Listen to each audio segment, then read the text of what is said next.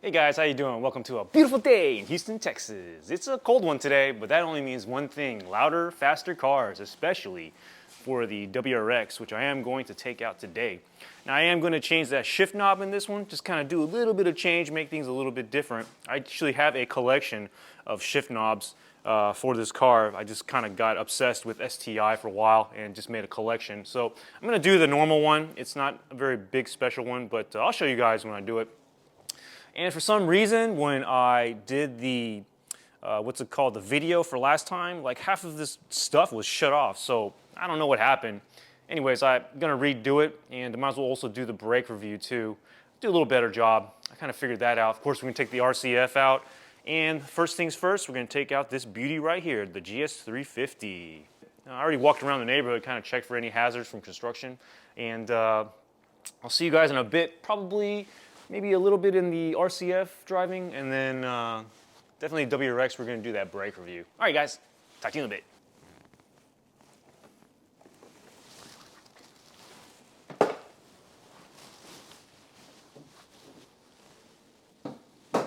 All right, so the Lexus, lately I've been kind of taking it easy. I used to drive it pretty spirited, but since I've gotten the RCF, kind of just been, you know, just enjoying it kind of for its luxury feel, just kind of cruising, I suppose. But yeah, this car is still really fast. I actually found a GR Corolla on I-10, and that car is really quick. I think we've about the same horsepower. I think this one has 305 and that one has 300. Of course, this car is a lot heavier compared to the GR Corolla, but that GR Corolla, I'm pretty sure he was sandbagging it, just kind of taking care of the car since it was brand new. But that thing was quick. It followed me, no problem, and I'm pretty sure it had a little bit left in the engine to just overtake me without any issues. But after that, I kind of just been driving the Lexus, this GS, pretty nicely and gentle. I want it to last a real long time, taking care of the engine. You know, I've been doing my oil analysis on this car, and it's just been running great. And I like to keep it that way, so I probably just use this as a, you know, just kind of like a prime luxury vehicle. I'd probably take off all my stickers, the J16A stickers and all the other bumper stickers, kind of keep it more of a formal car that I can use, you know, when I need to, you know, drive to a venue that requires, I suppose, you know, a little bit nicer car or whatever. I don't know, who cares, right? But, you know, I think I'm gonna keep this more business-like. I think more professional. Maybe I'll keep the J168 stickers on there, but I'm probably gonna remove the other stickers, the Student Driver Club sticker and the Anti-Ricer Club sticker, just because it's a little bit, you know, it's fun for sure, but it's probably on the wrong car. The WRX for sure, that belongs on that car. WRX actually have more bumper stickers on that car. I like to keep putting bumper stickers on that car just because it's so fun. But yeah, anyways, I thought I'd just talk about it. I haven't done a driving vlog in the Lexus. I'm taking it real easy. I mean, I'm going like 38 miles an hour. And when I get on the highway, I just, you know, do a little bit of driving here and there. I got about half a tank of gas, so I'm good to go. But yeah, this thing definitely is real nice. I mean, right now I'm enjoying these heated seats. So it's real comfortable. The dog's in the back just chilling out. If you can see them, am I getting a good view of them? Here you go, right there. I'm sure you guys can see them right there. They're just chilling in their winter gear as well. Typically, I go to a park right now. I walk my dogs and I stare at this car for a little bit. Those new Tundras are pretty awesome, but definitely want to wait until the engines and all the other quirks, for the most part, have been taken out. That way, I can get a nicer car that doesn't need too many, I guess, fix-its, you know, the TSBs. And I'm guessing probably 2-3 years, I'll be able to get a Tundra. I mean, it better be under MSRP, but right now I actually called the dealer. They can't even get what I want, the SR 4-door long beds, just because Toyota's at maximum production capacity with all their cars. So there's not much we can do about that. I know they're built in San Antonio, so it is what it is, but we'll have to wait. I'm gonna finish out this drive. I'm just gonna take it real nice and easy, be back, and then we'll probably take the RCF out. Yeah. That's what I'm definitely looking forward to. I still drive that car real careful, keep the RPMs low, but I still variate it just to kind of get the engine to go through a course of cycles. But yeah, that's pretty much what it is. Usually after every drive, I like to check for just anything, just like to take a look at the engine, sign of anything, you know. You just gotta check the whole engine out, make sure everything is good. I check the belts, the valve cover, the hoses, everything. Just check the engine out, make sure everything is good. I just love cars, man. It's just nice to look at the engine too.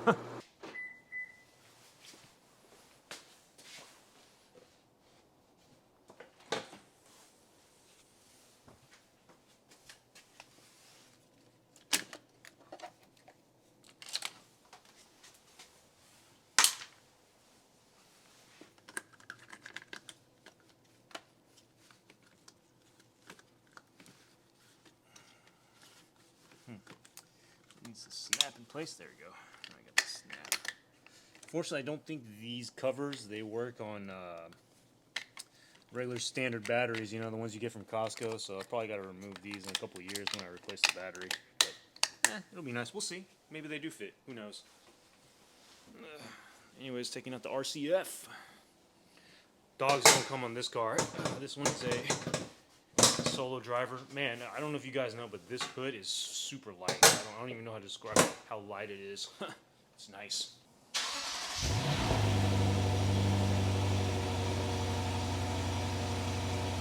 All right, guys. Well, we are in the RCF now. Just to see you guys, I got some leather gloves on. With all the Alcantara in this car, it's you got to be careful, especially with the steering wheel. It just wears off, and the shift knob as well. But man, this car is real nice. I really like this car.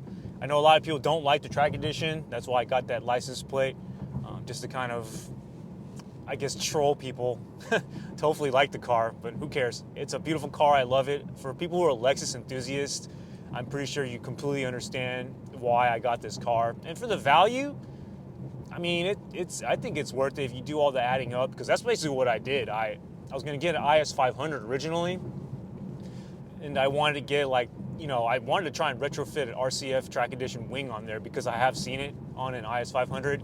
And then I started looking at the pricing of that, the carbon fiber hood, the roof, the side skirts, just everything that's carbon fiber. And I'll do a review for this car for sure. I just want to kind of get used to it. I'm probably going to do an oil change in about 100 miles. I actually am at 400 exactly right now. I don't know if you guys can see that. It's at 400 exactly. But, like, it's just, I mean, it just adds up real nice. It comes out really expensive. I haven't done the real numbers yet. I guess I'll crunch them all, but it's definitely way over what they're asking for this car.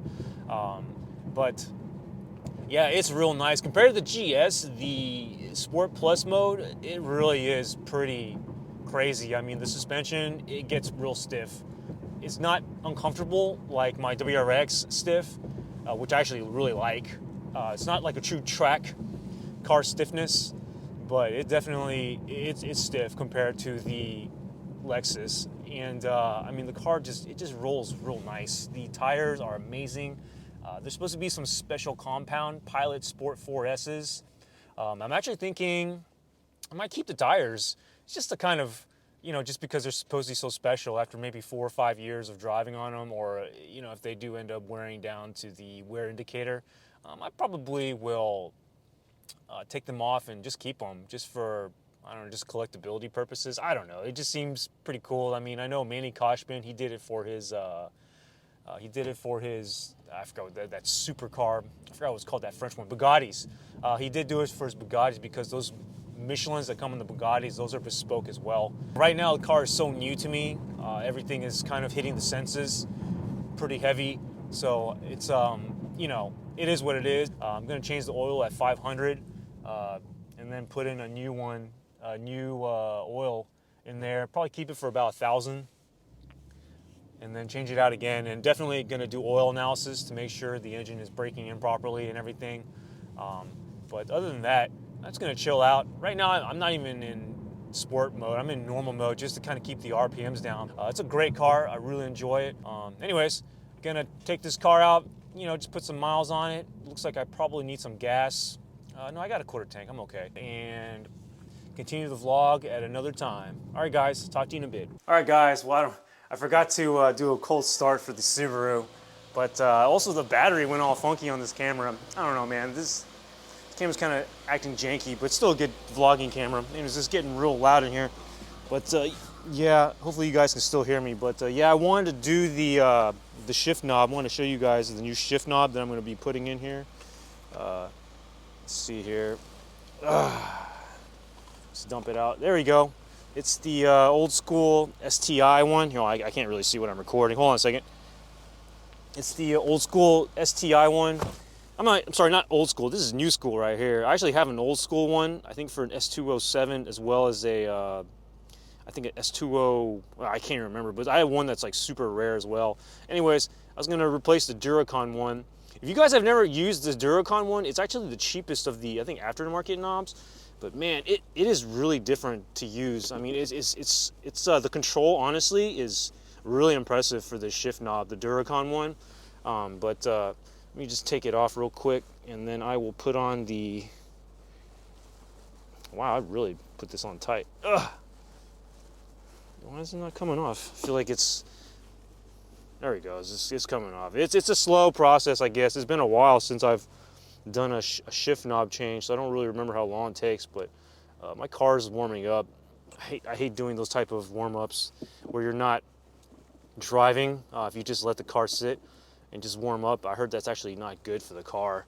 But yeah, let me just get this on nice and well. Yeah, just one more. There we go, nice and tight on there to get it all perfectly straightened out. Okay, so now we got the leather old school. Leather new school STI shift knob, and it matches with all the rest of my setup. It's a lot shorter actually. If you take a look, the Duracon one ends just a little bit higher. I don't know if you can see from the angle. That's where the Duracon really sits. It's a lot lighter too, and of course, cold, hot weather, it feels really nice and cool. But yeah, let me back out this car, and then I will be right back. I'm back. I just loaded up the dogs in the car. I don't know if you can see them. They're Smoochie, and then Happy's in the back, the Beagle. But I thought I'd do a little walk around for you guys, for you WRX people who, sorry I didn't get you guys a cold start. So do a little walk around for you guys with the WRX. Definitely the most track-focused looking car. Maybe not the best looking, I don't know. That's definitely subjective. I certainly like the RCF Track Edition and my GS350. I think all cars look all beautiful. So anyways, it's getting pretty cold. And let's get to the car and start driving. Also, one more thing I forgot to mention. I've got these subframe bolts, the extended STI ones. I'm probably gonna put them up on eBay for sale. I've got 4 of them. One of them is used. So I don't know. I thought maybe I will go and put those on eBay. Originally, I was gonna use them for my, I was gonna get a STI. And I, was thinking, well, maybe these subframe bolts will be the same. Either way, I was gonna, they were real cheap. I got them on sale at, what's it called, Japan Parts. So I got them anyways, and I guess, I'm gonna resell them. Well, this feels interesting, it's different. But yeah, anyways, gonna be driving safe. I can't be doing manual and be filming at the same time. I think it's a little too dangerous. So I'll do a little setup once I hit the videotaping spot, and I will get back with you guys. All right, talk to you a bit. All right, guys. Well, we just stopped off at the Shell gas station, pretty much in the middle of nowhere, which is exactly where I want to be. And here's Happy, just chilling. Oh, it's a cute puppy. Anyways, I'm definitely about to do the brake review, and this is definitely a safer setup. Definitely want to do in-car vlogging in this manner. I won't be looking at the camera, obviously, when I'm driving, but hopefully the audio is recording well. I'm not sure. So let's get that a little bit higher. There you go. So anyways, we're gonna be starting out the brake review now. Pretty soon, not yet. So I thought I'd take this time just to kind of say what's up, talk a little bit more. So anyways, there is a 4th car coming. I just wanted to let you guys know. It is at PPF, so I didn't really, not too much to say, I've got to wait for it to get done. They did have a car before me that had to get done, so it's been sitting at the PPF place, EVS Motors, for quite a while, but that's fine, not a big deal. I also put a GoPro on the side of my door. I do have a 360 Insta camera. I'm gonna do that as well. But I don't want to reveal the car, obviously. I didn't really have time to bring it up just because I didn't do any videos. So I just got it. It wasn't expected at all. I was kind of inspired actually when I dropped off my RCF to get this car. And I'll do the backstory behind it when it comes up. And hopefully next week it should get done. They told me they have the tint left, but because of this freezing weather, they were saying that they had to be a little bit more careful. Safety always first, guys. That's why I don't modify the craziness out of my engine and go super fast. I just don't think the car was meant to, you know, safely handle that type of power. And of course, any type of modifications I do are always going to be keeping, you know, safety in mind. Hence, you know, the suspension work that I did for better handling, the, you know, enhanced braking for better stopping power. You know, you got to do stop before you do go. At least that's what my friend told me. You know, if you go, you got to stop. So you better take care of stop first. And the suspension, man, I got to tell you, the suspension on this car is amazing. It is by far the best suspension out of all the 3 cars that I have, the GS and the RCF Track Edition. Maybe not the most comfortable. I mean, I'm okay with it. I can handle it.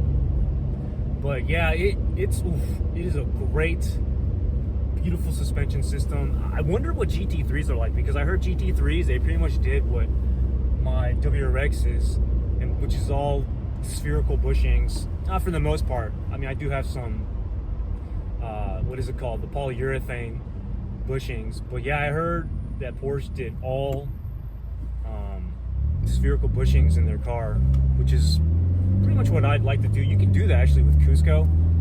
I just found that out later on, but you know, that's too much trouble. Anyways, I'm hitting up the spot where I'm gonna do it, so I'm gonna be doing my braking review vlog right now. All right, guys, talk to you later. Have a good day.